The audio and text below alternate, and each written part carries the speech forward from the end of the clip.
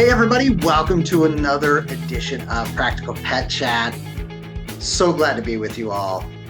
Lorin, there are so many things I always talk about in the pet world. What's on your mind today?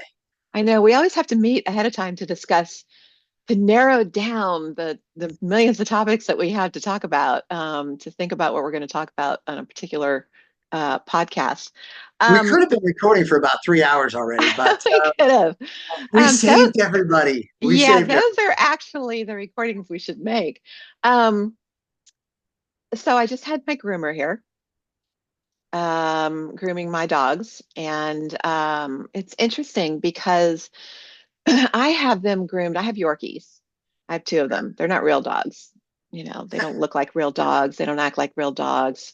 Um, and people make fun of them all the time because, they're 3 pounds. So they're guinea pigs that are bigger. But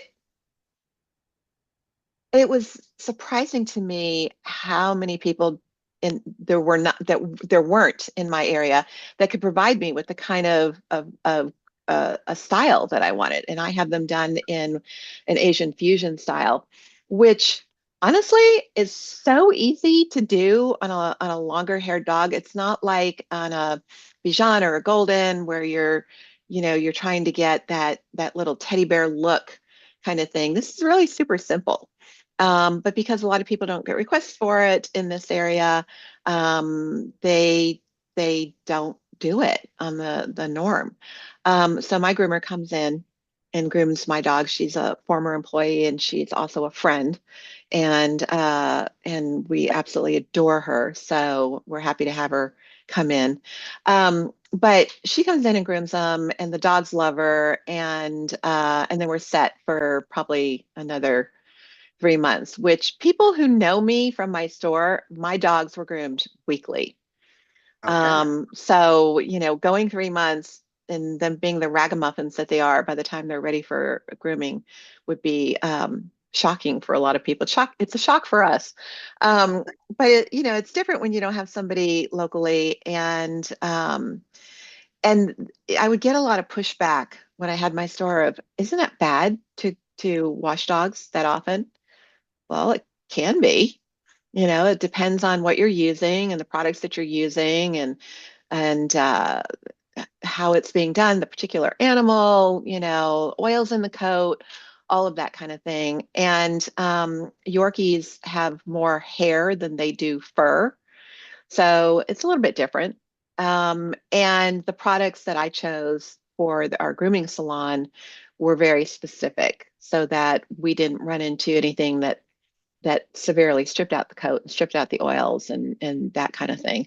So it was great. Did it for years and years and years, and it's just different now, having these grubby little monsters that run around. The upside is because my dogs are smaller than anything else living in Texas. Um, they don't go outside. They're housebroken to pads inside, and their pee is about the size of a quarter, an actual quarter. So it's not that big of a deal, but there's a lot outdoors that dogs pick up, that attaches to their coat, and I especially see that, and I see an uptick in the Facebook group, when it's seasonal change, because they're like magnets for everything outside. They're magnets for pine needles and magnets for pollen and magnets for things that are blowing in the wind and dandelions and all this stuff. And they just come into the house and people leave it at that. And then they're looking for help when it comes to quote unquote allergies, or responses to seasonal change.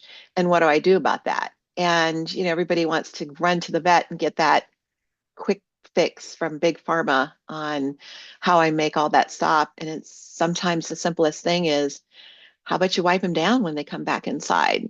Take a damp towel, wipe them completely down.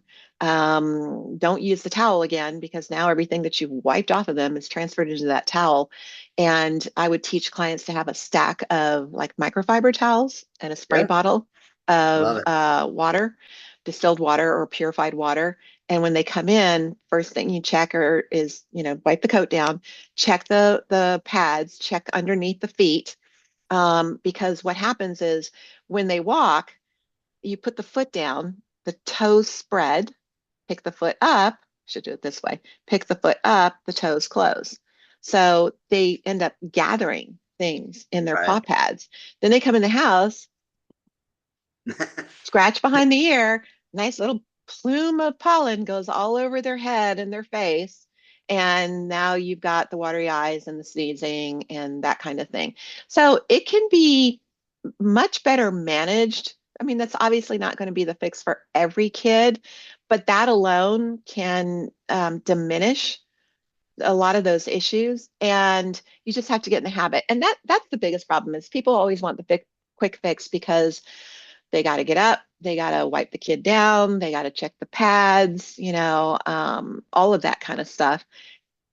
And it's not necessarily the healthiest answer to do the chemical fix with a drug. Yeah, all I can envision, by the way, at your house is not only do they come in, but you've got the hair blowing with the, wind and the spritz and all of that, and the little cucumbers going on the eyeballs. I love that. Also, by the way, Actually, that's true. Yeah. They don't yeah, come in um, because they don't go outside and walk around in that. But yeah, they get that as part of their normals. Doesn't everybody do that? yeah. Well, no, Belle is in the corner now, wanting to You go to have a your real dog. Yeah. But and I have to say too, by the way, Asian fusion style is my favorite. Isn't it Although cute? that's actually in my food preferences. Oh, Not sure Bella will rock an Asian fusion style, but I will think about that. And what's interesting is so I we go kind of the opposite. We don't do the grooming as much as I have with other dogs. And it's just one of those things that about, every 6 weeks or so, we try and have her, taken care of. But she's not someone we're going to do a lot of cutting and shaving. We've got a lot of shedding, which is a well, constant battle. because you have a So, husky. right. Yeah. Husky mix. And so what we do every day is, and I love it because I can say time for vacuuming. And most folks and visitors at the house are like, oh, you're going to vacuum while I'm here. And it's like, oh, no, no, I need to vacuum Bella. And we have that contraption that vacuums her and goes through and I love it and it's amazing. But um I do take Bella out, and to your point, when we're out on different whether if we're going hiking, we're just going for Hiking, right. walking, etc. And you see that, and I'm very sensitive to her pads because I also I make my own little balm to heal her pads and all that stuff. And I think that that's an added bonus of it forces me to check. And it's amazing how much stuff gets up in between there. I love that. And, we'll do yours. Your hands are better than mine. But it is so true. And it's such a great example of it's pulling up. But also, you know, Belle is very inquisitive. And I'm one of those folks. And this is one of those weird things, not really has to do with grooming, but it leads to grooming. And I let Belle explore when we're out, whether it's a walk, whether she's in the backyard, whether we're on a hike.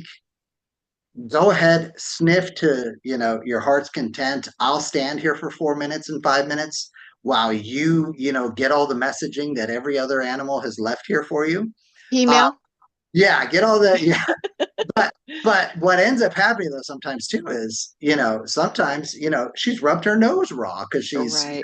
just or she digs like I have to be here in this I'm not moving for anybody and I'll be like, oh, okay. So all of those different things when I'm coming back, I am grooming her, but I'm not grooming her maybe in the way that most people would think of, oh, you have someone come and this and that. No, you know this is just the regular everyday That's thing. maintenance. Yeah, that's That maintenance. I'm always, the whole time I had my store, it was always a surprise to me, and no matter how many times I heard it, that people didn't know when something had happened to their dog's foot. When's the last time you checked it? I don't know. Don't you Mm. get belly rubs? I mean, Yeah. it isn't even that you have to examine, your dog on intake into the house, but belly rubs, whatever, their little paws are up. You should be touching their paws anyway, even if Yeah. they don't like it, because you want to continue to get them used to it.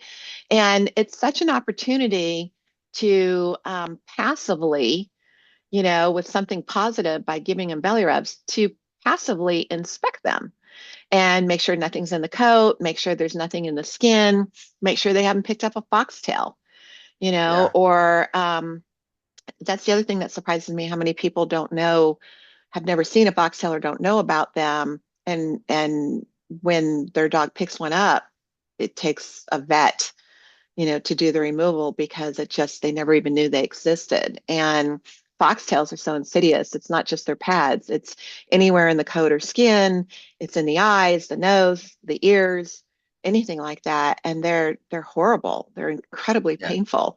I've had clients who have gone out in common areas that have been freshly mowed, and they reach out to me a week or so later, no correlation at the time, that they think their dog has developed allergies and is sneezing and is having issues. And by the time, if they're going to the vet and the vet doesn't do an exam looking for something like this, I've had shockingly a number of clients, because you wouldn't think this would be a thing, right? That their dogs have inhaled a blade of grass and it Mm, works yeah. up into the nasal area, into the Yep. sinuses.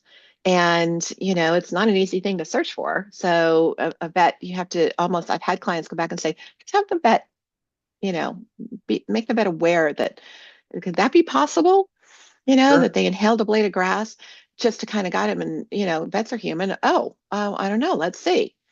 But Yeah. ever since I started telling clients that, clients would come back and go, my dog inhaled a blade of grass. They're like, I didn't even know that was a thing. And it's like, okay, well, I didn't either back in the day until it happened to a client. And then now it's just part of my repertoire when we've exhausted going through all of the possibilities. Let's check for that. Let's just Yeah. rule it out. Let's make sure that's not an issue. But, Yeah. that's one of the reasons that it's, if you're not doing that, if you don't want to do that, if you're not doing that, there are these wonderful people called groomers, Right. that even if you have a dog that doesn't need a haircut, they are hands on. They're the ones that are in there watching your dog and inspecting your dog and doing the nails. And, even if your dog wears their nails down, because they're walking on hard surfaces and don't need a nail trim, it's nice to go to a groomer, to have just a full check. And I know for us, we've had instances in grooming that because of what we saw, we alerted the pet parent, I think you need to go Yeah. see the vet. I was just gonna say that that's something I've known a number of different groomers, and the amount of stories they'll share Hmm.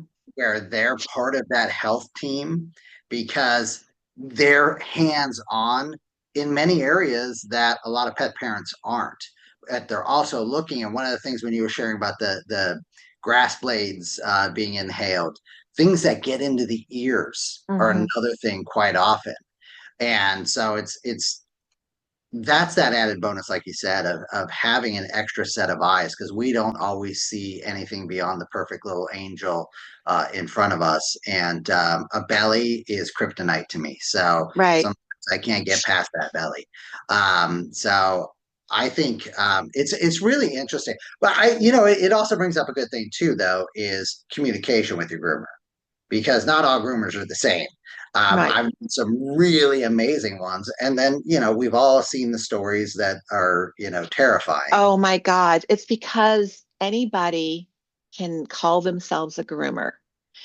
And the numbers of people who go, okay, and don't ask them any questions. Maybe they don't know what to ask, but you could hang up your shingle tomorrow and call yourself a groomer. And if people call you and book appointments, you're set.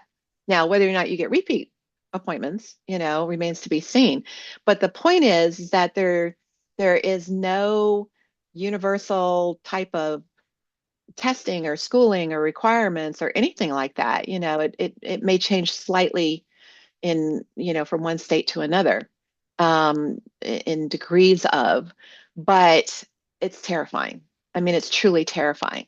So, it's a lot like taking your kid to boarding, taking your animal to boarding, and just, not investigating the place, not asking any questions, not talking to them, not asking to meet them, not going in first. I've shared before in another podcast that I interview my vets before, I'm gonna just bring a kid in.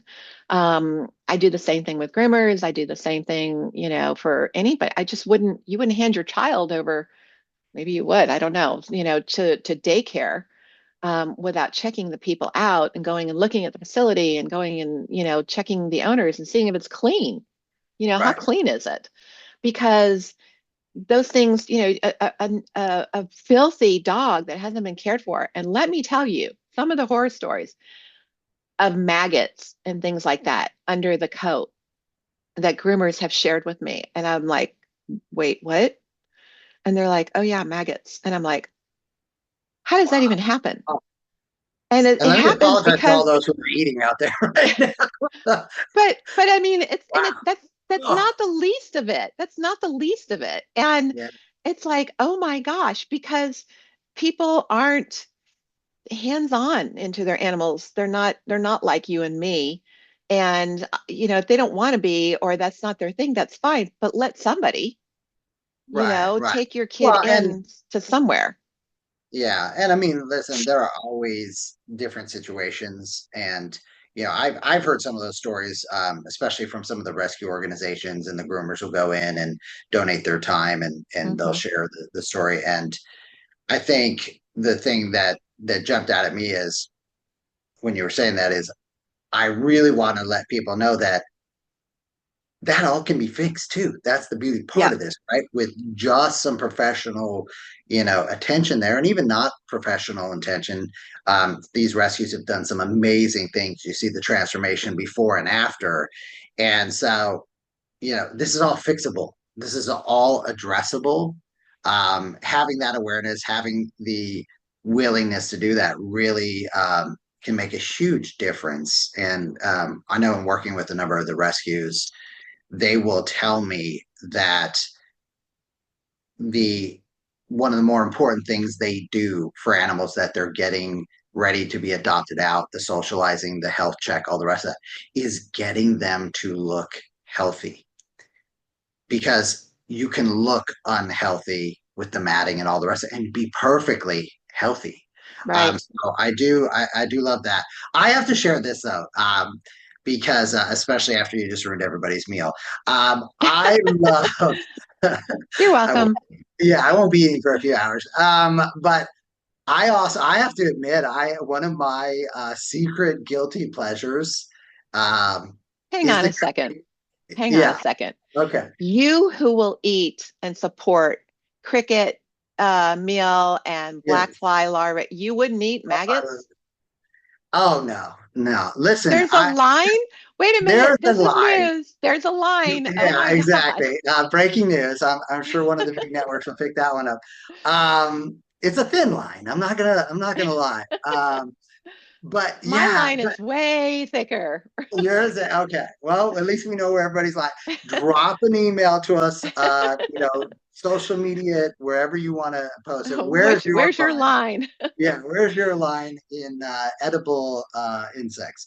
Ugh, But I will say this: I my guilty pleasure, creative grooming, and it's interesting because I have met some award-winning folks yeah. over my time. And a few of them participated in creative grooming. And at first, I was like, oh my God, you can turn my dog into a panda? That's awesome. I'm going to take that. Right. And then, you start to go like, well, wait, does the dog want to be a panda or does the dog want to be a dog? Um, and so, but in working with a number of these people and I was asked to participate as a judge and give feedback in different contests and things like that, and it is really remarkable what some of these folks can do. And I think to your point of there's just so many different levels of skill that you have to, talk to that groomer and be like, what's your skill level, but also what do you feel most comfortable with? What size dogs? I've had the situation at the groomer um, where my dog was just too big to be at that particular groomer's place. And, you know, their way of controlling the dog was to use a hook with the leash and, pretty standard for some of these places. She was so big, she pulled right out of that though when she got spooked. And so as you think about all these different things that you're trying to get in sync with, who's the right groomer? Are they comfortable working on a dog of your size? Do they know that breed? That's one of the other things too, because folks will say, I've got three dogs. I've got to have them all groomed at the same time, and I'll look and I'll be like, whoa, you do know that you don't ever want to shave that particular breed, right? But you're shaving your other two, so you're going to shave that third one.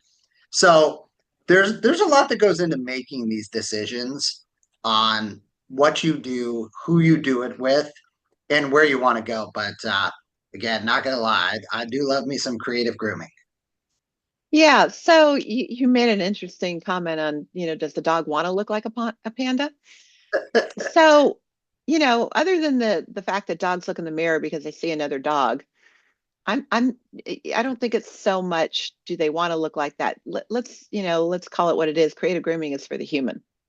100%. It's not for the dog. Though there are dogs who love the attention that comes with that, depending on how the attention comes. And the reason I say it that way is because there is such a hot button topic about creative grooming for so many people Sure. because, some people love it and some people think, oh my God, how could you do that to that dog? That's just wrong. That's ridiculous. And go on and on and on. It's practically vitriolic. And I get both sides of, I don't get the vitriol, but I get both sides of the opinion. What I look at is the dog. So I go to a trade show every year that has a big grooming contest, Yeah. time frame. And so I'm used to seeing the creative grooming dogs. And I swear to God, there are some dogs that look positively embarrassed. I mean, they just do. They're like they're not happy, and I'm sure I'm transferring and reading my own stuff into that. But I'm looking at the body language and everything, and I'm like, you hate how you look, don't you? I've had that kind of haircut. I understand. And and then there's other dogs that are prancing through, and they're like, yeah, I look good. And Yeah. and that also people react to that. So a lot of times some of the 100%. negative response will come from people who, maybe are reading that the dog doesn't look happy and that kind of stuff. I wouldn't do that to a dog. I would never go up to a dog and say, dude, your haircut sucks. But, I mean, it just, I don't do anything negative when it comes to dogs because they're nothing but positive.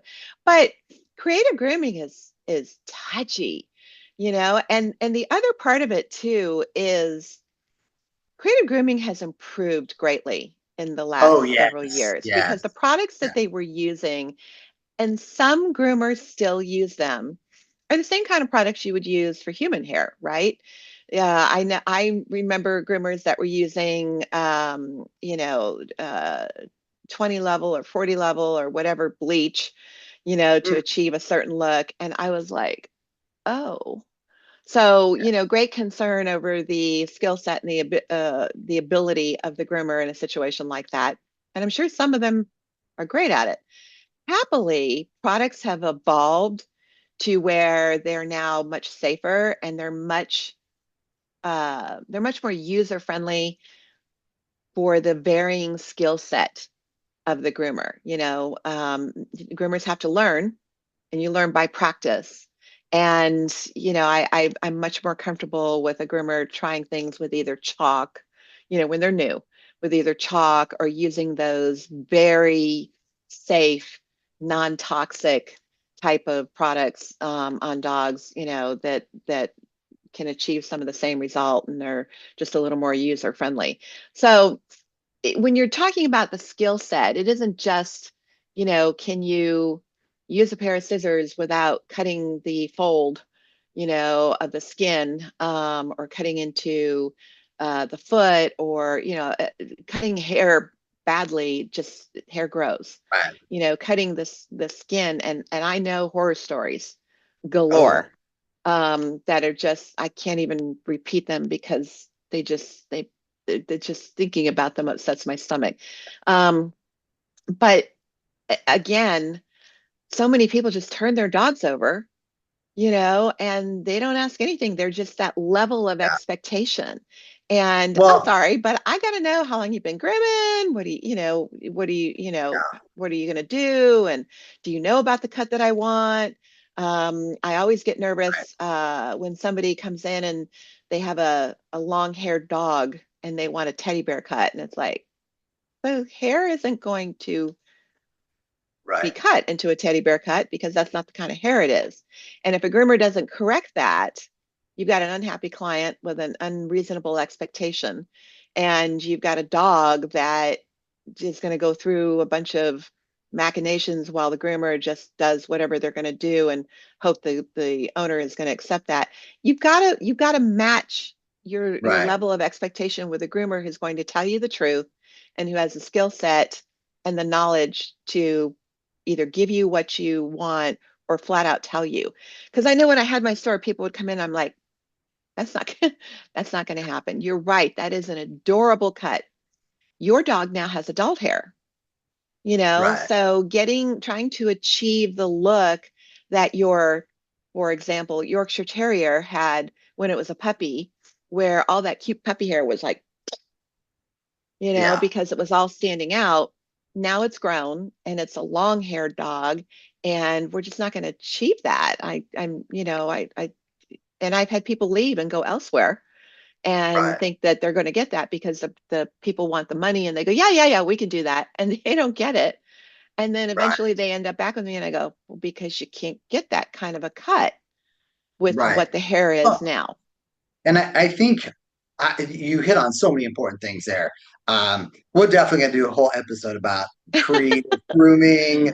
Because I have my limits. I agree with you. The ingredients, the things that they use, but we could extend that to also where I have seen folks championing tattooing their pets. Yep. And I've had some interesting conversations in that vein. But I want to stay a little bit focused. Hard when I'm all over the place with all the exciting things you bring up. But I think that when you said it's it's not just skill because many of these folks have skill. It's also that communication point that you just hit on Yeah. because it's no different. I mean, if you just break down to what's the practicality of being a pet parent, being able to communicate in each instance what you want and then having the person you're communicating that to, whether it's a vet, whether it's a groomer, whether it's a trainer, etc., communicating back to you in an honest way and saying we can achieve that, or you know what, there's going to be many steps for us to achieve something like that. And so I love that you said that because the best thing you can do as a business, and I know we've gotten some business questions recently, is to not just be direct but to also just say, you know what, we're not the right choice for you if that's the direction you want to go to. And you really do establish that, not just credibility, but you're doing the right thing. And at the end of the day, I'm a little Pollyannic in that you slap me around a lot. So I've gotten better at being so Pollyannic. I like to believe we're all trying to do the right thing. Um, I'm pretty sure if I call you and say I want to turn Bella into a zebra, you might have a few questions for me. But don't worry, Bella, you're not going to be a If zebra. it's short term and it's Halloween, something like that. No, but I honestly, I can appreciate well done creative grooming. I don't Well, personally. and think about the hands-on touch and the close connection that's going on. That's one thing that I've seen. It's no different when, and I think, again, being the photographer, I own it. I love to elevate that connection that we humans have with pets. And so I had a lot of people push back in the same manner of like, why would you put that any animal, because we put all kinds of animals into outfits in the scene and all that. And I'd say never force one in. If they didn't like it, that wasn't going to happen. But there were so many, and I'm gonna do a quick call out to Chula because she was my star always.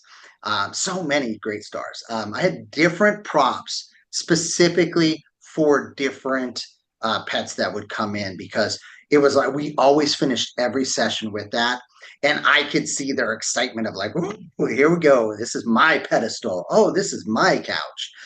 They just knew, and but it was always I felt there was just such a great positivity in the room because we were all involved with it. Never had the skittish. The minute if we had a new pet, we would take our time and we would not let's jump into the most difficult thing we could possibly do, right? You always ease into these things. And I think that close connection, that close quarter just builds a bond that whether it's creative grooming or, the things I was doing with the photographer or anybody else, It they does, but respond like you said. If I creative walk up and go, grooming. "You're so beautiful," I saw a great video recently on one of the social media things where this rescue dog just was brought home new, and one of the family members, you know, it would just seem sad. One of the family members was just so beautiful, and just the dog just lit up and put its head up, and I was like, oh my gosh, that dog it doesn't know the words. That dog knows the energy, Mhm. and that love is being beamed at it, and I love that. I love that. So The thing with that's that other creative, part of it. We all got to be more. What's so funny? We all got to be more tolerant in so many different things. Yet we don't extend that down to. I always laugh because you've seen the world's, and then I'll stop. But you've seen the world's ugliest dog contest. That's gone there's on no for such years. thing. Yeah, exactly. And that's the whole thing, right? Because when you see them, you're like, oh my God, that thing is adorable. Um, yeah, my wife and daughter, there's a particular senior dog that at this rescue, and maybe not senior dog, small dog, um, but it has the greatest smile, so unique.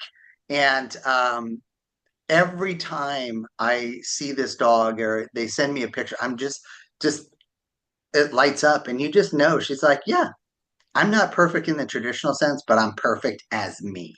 And that's what I like to put a button on that That's creativity. like the So Deadpool movie where they use that ugly dog in the Deadpool movie. That dog was yeah, phenomenal. I thought that that dog is dog was great. the coolest. Yeah, it stole the scenes.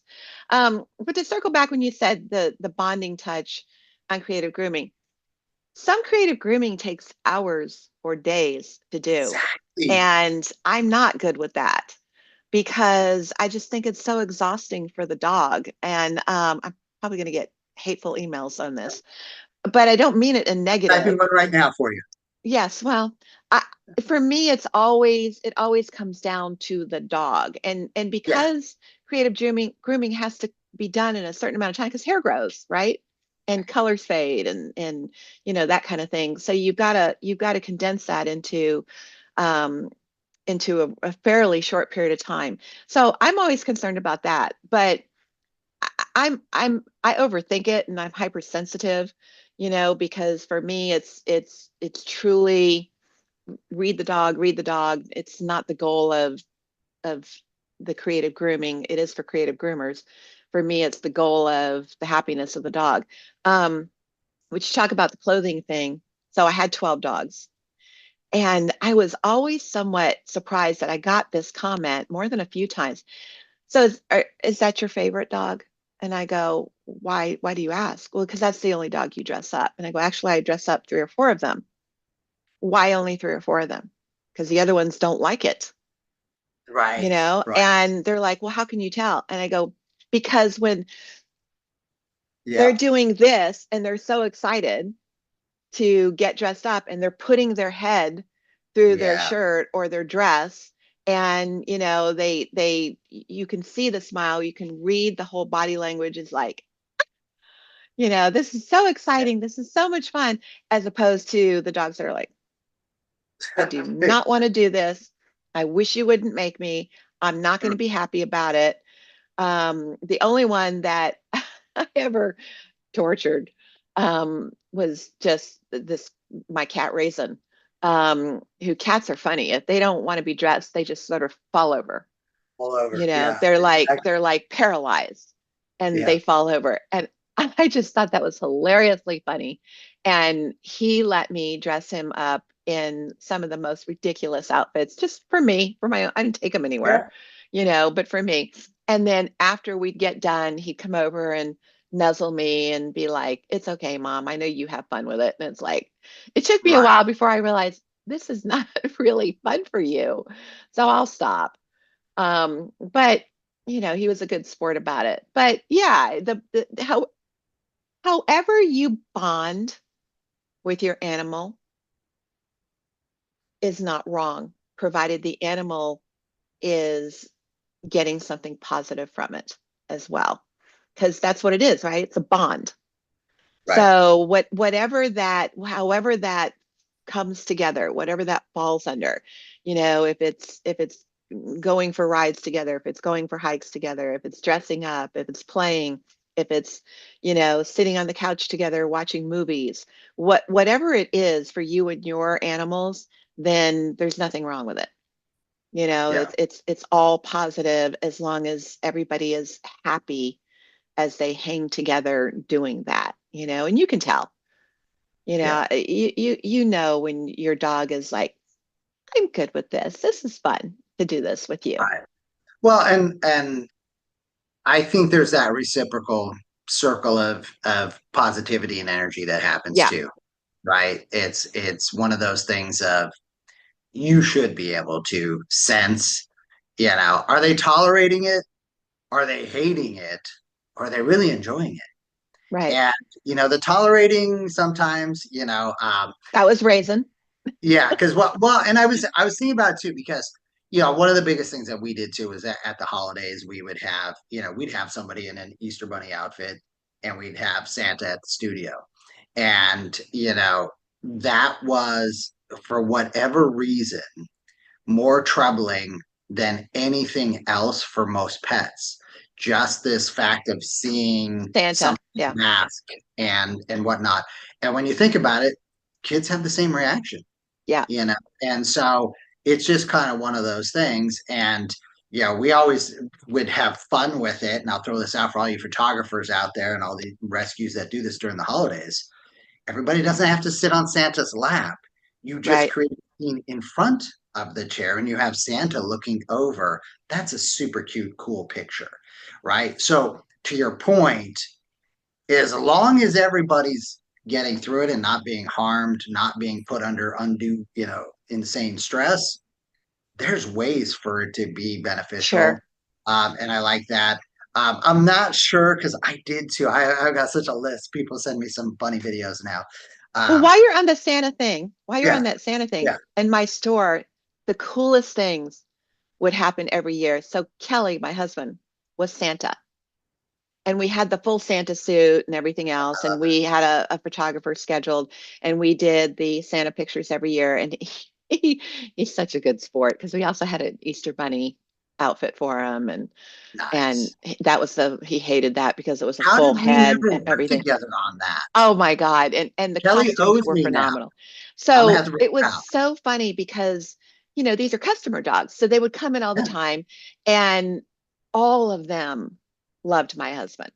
I mean, even dogs that weren't too sure about men, you know, sure. were like, eventually, because he would never force it, they would they would just be like, okay, you're cool. We like you. You're really neat. And he would pet them and love on them, and he would dress up as Santa. And you get the first from the Right. dogs of, wait a minute, wait a minute, wait a minute, wait a minute. I don't know who this is. Don't leave me with this stranger. And then it was so great to watch when he would, be sitting in the Santa chair or he'd squat down on the ground and they go and they'd sniff him. And then all of a Yeah. sudden you'd see tails start to do this. I know you. I know who you are. And he'd Love be it. like, hi, babies. And they'd be Yeah. like, oh, you know who you are. And it was so great because then you'd get a smile from the dog. They knew him and they got past the whole look of the whole thing. Or he'd pull his beard down, so that Uh, they could see who he was. And then they'd go, oh, okay, we know who you are. It was so great. It was so rewarding. First couple times, I mean, it truly made me tear up because you'd see this frightened dog be like, I don't know what's going on here and I don't want any part of it. And then the realization was so yeah. rewarding. And my husband would be like, you know me now, right? I'd be like, yeah, I know you. Okay, this is cool. We could do this. It's I great love it. pictures. Yeah. Yeah. No, always and that just goes back to overall too. Just it's an important family, you know, timeline for all of us. You get holiday pictures, you get family pictures. And that was a big part of the impetus of me creating the Pawtographer was I wanted heirloom pictures that meant more to people beyond just the pet parent. I wanted anybody to see it and go, oh. And we see Right. that so much more now, but back when I started doing all that, that was, I mean, I took so much grief. And I Me had this too. big, huge banner on the back of the building. So as you drove down the 55 freeway in Orange County, California, headed to the airport, you'd see a dog dressed like a pirate next to a pirate chest. And then this dog wearing this pink outfit sitting on the moon. And I'd get so many, emails and texts and things like that of like, is that real? Did you really do that to it? And it's so funny now because it's the opposite, folks, oh, when's your next event and this and that. And while they're infrequent, I think, whether it's the creative grooming and all that, I think we're getting better. I think we're really that bond that you just hit on has really driven us to okay, this is great, but let's make sure we're doing all of this in a better way. And I think, that's just generational, right? Every generation wants to do better for the next generation, or they should. And, hopefully we're getting there. Hopefully we're getting there. So, wow, we covered a lot of stuff. You really got me going on this today. This is great. Yeah. Well, we still have to continue. We're doing this series of all the caretakers in your pet's life. So, Yes. we need The pet to care go move team. on to, yeah, the caretaking team. We need to move on to boarders and pet sitters and dog walkers and veterinarians and all of those are going to have to be other episodes, I think. Yeah, no, and there is so much more. And again, for all of you out there, who's a part of your care team? Let us know because Lauren Yeah, and who I did would we leave love to. out? Yeah, there's got to be, and that's the thing too. There's got to be people. By the way, I had someone mention to me, "Oh, well, you know who's the most valuable part of my care team?" And blew my mind with this. And then as I thought about it, I went, "Oh, that makes some sense." They have 4 dogs. It's their poop patrol that comes weekly and scoops all the poop in their backyard and their front yard and all the rest of it so that way it doesn't become a problem for them because their association used to provide them with fines. So I Oh wouldn't my have thought about gosh. that. I Neither. have myself and my daughters, we take care of that. So I don't have a poop patrol as part of my care team. No, but you know what's important about that? Just made me think about it. There's a lot of value in picking up your dog's poop yourself Oh, because that sure. that poop is a barometer. Yeah. That's how you know what's going on with your dog. So when you're looking for a poop patrol person, make sure that you have that communication with them of, do you look at the poop to make sure you're not seeing anything that I should know about? Because if you're Yeah. not going to pick it up, make sure that you have some sort of a relationship with that person that they're going to tell you, hey, something's going on with your dog. Yeah. This No, is what I'm it seeing. is. That's a really important barometer. That's a great call out. I don't really have too much of that problem because many times I'm taking Belle out with all the Right. coyotes and everybody else here. Even though I know she could hold her own, I don't take the chance too Yeah. often. Yeah, no, that's great. Well, I think we've reached a natural end to this. But if With folks want poop. to reach, yeah, with Poop Patrol, man, we've got to get some t-shirts and stickers going for some of the fun things we have here. But I want to make sure folks know how to reach out to us. So throw out that email. Oh, is that my cue? That's your cue. But that's okay. I mean, I could do it too. It's petchat@gmail.com. Practical Pet Chat Oh at yeah, practical gmail.com. pet chat at Yep. gmail.com. I blanked there for Yep. a second. Segue That's a was not in my head. That So was yes, my fault. it's You're practical. perfect, as Kelly will tell me. No, So practical pet that's chat at gmail.com. It's practical pet chat, singular, at gmail.com. So if you have questions, comments, rants, anything like that, feel free to send them our way. And please subscribe to us on your favorite platform. It helps our reach. And the more reach we have, the faster we can grow, the more exciting things we can bring you, because we have things that we know are in the offing that we want to bring to everybody. So certainly it will help us out if you'll subscribe. Yeah. Well, thank you everybody for joining us. I hope you had as much fun as I did. We really appreciate y'all. Have a great week. Bye, guys.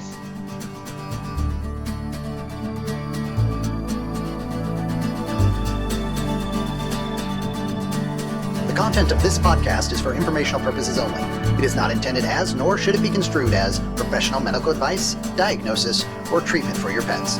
Always seek the advice of a qualified veterinarian with any questions you may have regarding your pet's health or medical condition. Never disregard professional veterinary advice or delay in seeking it because of something you have heard on this podcast. The hosts and the guests of this podcast are not liable for any actions taken based on the information shared during these episodes. Any reliance on the information provided is solely at your own risk. Copyright 2025 Practical Pet Chat, all rights reserved. Unauthorized duplication, distribution, or reproduction of any content from this podcast, including but not limited to audio, scripts, and show notes, is prohibited without prior written consent. The opinions and views expressed by the host and guests are their own and do not necessarily reflect the views of Practical Pet Chat.